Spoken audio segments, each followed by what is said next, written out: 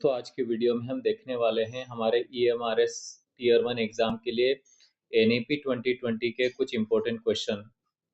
पहला क्वेश्चन है, what is the recommended प्यूपिल teacher ratio PTR in socio economic disadvantage areas के NEP 2020 के अंदर प्यूपिल मीन्स स्टूडेंट, टीचर जो रेशो है PTR है वो सोशली इकोनॉमिकली जो डिसएडवांटेज एरिया है, जो पुअर एरिया है रूरल एरिया में, विलेजेस में, वो कितना रखा गया है।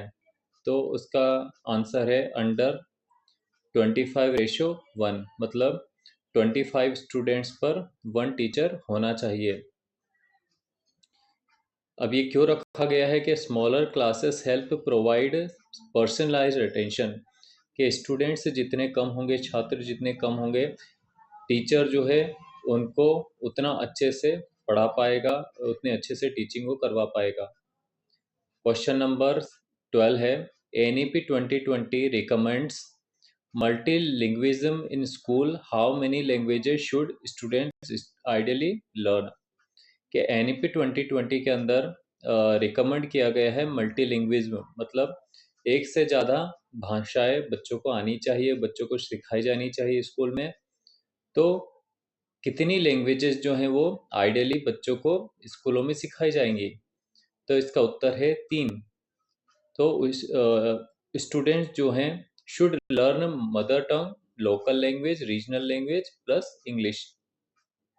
तो जो लैंग्वेज है बच्चे को जो है पहले मदर टंग या उसकी लोकल लैंग्वेज सिखाई जाए, उसके बाद में जो रीजनल लैंग्वेज है और इंग्लिश, ये 3 लैंग्वेज फॉर्मूला जो है वो बच्चों को स्कूलों में सिखाया जाएगा। क्वेश्चन नंबर 13 है, the national curricular and pedagogical framework, जिसे हम NCPF भी कहते हैं, is prepared for which stage of education. ये जो प्रिपेयर किया गया, बनाया गया है, ये कौन से स्टेज के लिए बनाया गया है एजुकेशन के अंदर? हायर एजुकेशन के लिए, टीचर एजुकेशन के लिए, स्कूल एजुकेशन के लिए, या फिर वोकेशनल एजुकेशन के लिए? तो इसका उत्तर होगा स्कूल एजुकेशन।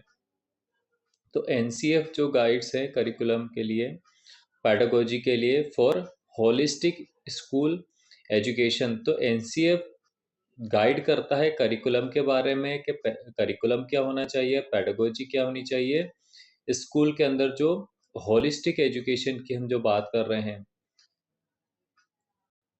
क्वेश्चन नंबर 14 है, NEP 2020 proposes that all higher educational institutions should aim to become multidisciplinary by which year?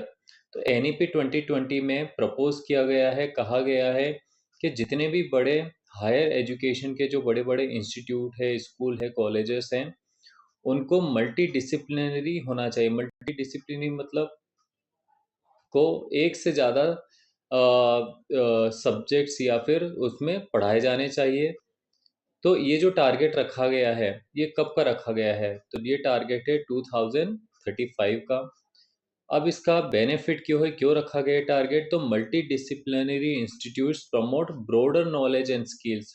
तो जब भी मल्टी डिसिप्लिनरी इंस्टीट्यूट ओपन किए जाएंगे, उसमें जब इनको पढ़ाया जाएगा, तो ये बच्चों का जो नॉलेज है उसको ब्रॉड करेंगे, उसका एरिया को बढ़ाएंगे, साथ में स्किल्स भी उनको अलग अलग एरियाज के बारे में दी जाएगी।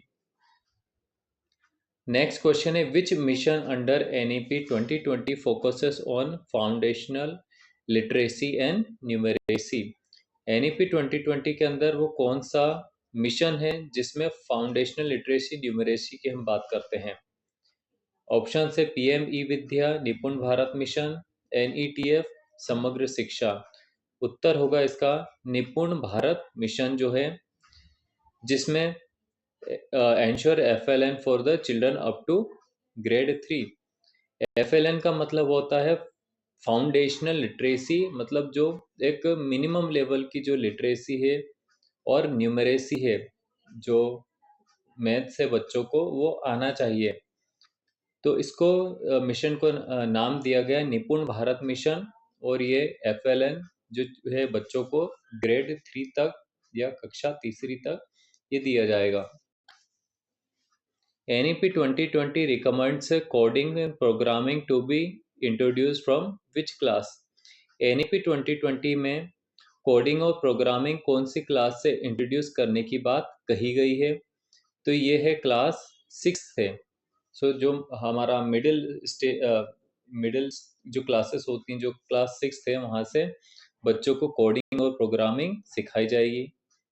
इसका बेनिफिट क्या होगा? तो early exposure to computational thinking, develop problem solving skill.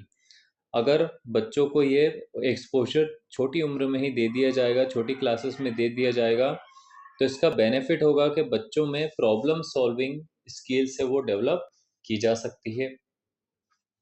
Question number 17 है द होलिस्टिक रिपोर्ट कार्ड।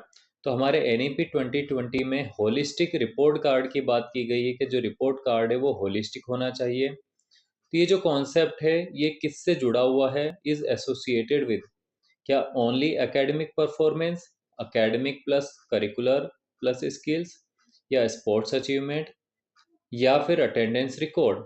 तो ओनली एकेडमिक परफॉर्मेंस, ऑब्वियस सी बात है कि हम एकेडमिक्स पर ओनली फोकस नहीं कर रहे हैं, तो फर्स्ट इसका आंसर नहीं होगा। सेकंड, एकेडमिक प्लस को करिकुलर प्लस स्किल्स।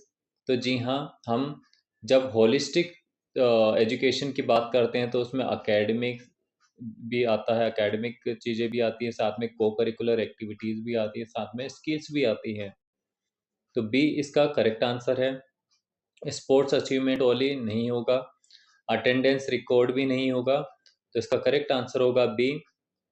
और ये क्यों होगा कि report cards include academic skills and values. तो हमारी NEP 2020 में जो रिपोर्ट कार्ड की बात की गई उसमें कहा गया है कि रिपोर्ट कार्ड के अंदर सिर्फ ओनली एकेडमिक जो मार्क्स है वो ही ना हो, उसके अंदर को करिकुलर एक्टिविटीज हो गए, स्किल्स हो गए, वैल्यूज हो गए, सबको इंक्लूड किया जाना चाहिए। 360 डिग्री जो डेवलपमेंट हो स्टूडेंट्स का वो उसमें दिखाया जाना चाहिए। क्वेश्चन नंबर 18 है which new hire education model is emphasised in NEP 2020?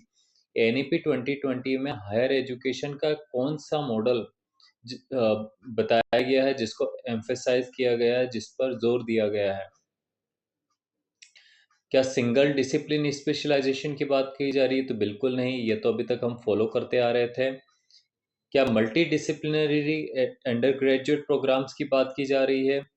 तो जी हाँ, बिल्कुल। हम बात कर रहे हैं मल्टी डिसिप्लिनरी इंस्टीट्यूशंस की, जहाँ पर एक साथ कई प्रोग्राम्स को कंबाइंड करके पढ़ाया जाएगा। क्या हम ओनली वोकेशनल ट्रेनिंग की बात कर रहे हैं? तो बिल्कुल ये भी आंसर नहीं होगा। डिस्टेंस एजुकेशन की बात कर रहे हैं तो ये भी करेक्ट आंसर नहीं होगा। करेक्ट आंसर होगा B, multidisciplinary undergraduate programmes. अब इसका बेनिफिट क्या है, क्या इसके फायदे हैं? तो फ्लेक्सिबिलिटी जो है वो अलाउ करेगा स्टूडेंट्स को परस्यू मल्टीपल डिसिप्लिन्स। तो बच्चे सिर्फ एक ही चीज़ों में स्पेशलाइजेशन, एक सब्जेक्ट में स्पेशलाइजेशन करने की बजाय अलग अलग एरियाज में फ्लेक्सिबिलिटी के साथ में उसमें चीज़ें सीख सकेंगे। नेक्स्ट क्वेश्चन आता है इसमें हमारा NEP 2020 proposes a national educational technology forum primarily to। तो NEP 2020 में एक नेशनल एजुकेशनल टेक्नोलॉजी फोरम की बात की गई है, जिसे हम शॉर्ट में कहते हैं NETF। तो इसका मेन गोल, ऑब्जेक्टिव, लक्ष्य क्या है? क्या सबसे पहला कंडक्ट एग्जाम ऑनलाइन? तो सिर्फ क्या ऑनलाइन एग्जाम की बात की जा रही है? तो बिल्कुल ये करेक्ट नहीं है। B, advise on technology use in education. Education में टेक्नोलॉजी के यूज की बात की जा रही है, तो कहीं ना कहीं पर हम NEP के अंदर बहुत ज़्यादा टेक्नोलॉजी की हम बात कर रहे हैं, तो ये इसका करेक्ट आंसर होगा। C, replace school with the E learning. तो ऐसा बिल्कुल भी नहीं है, हम पूरी तरह से स्कूल को ई लर्निंग से रिप्लेस नहीं कर सकते। Monitor teacher attendance. तो इस टीचर अटेंडेंस भी इसका गोल नहीं है।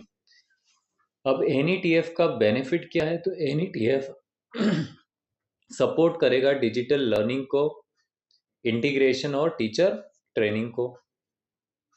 क्वेश्चन नंबर 20 है how often does NEP 2020 suggest board exam should be conducted for grade 10 and 12?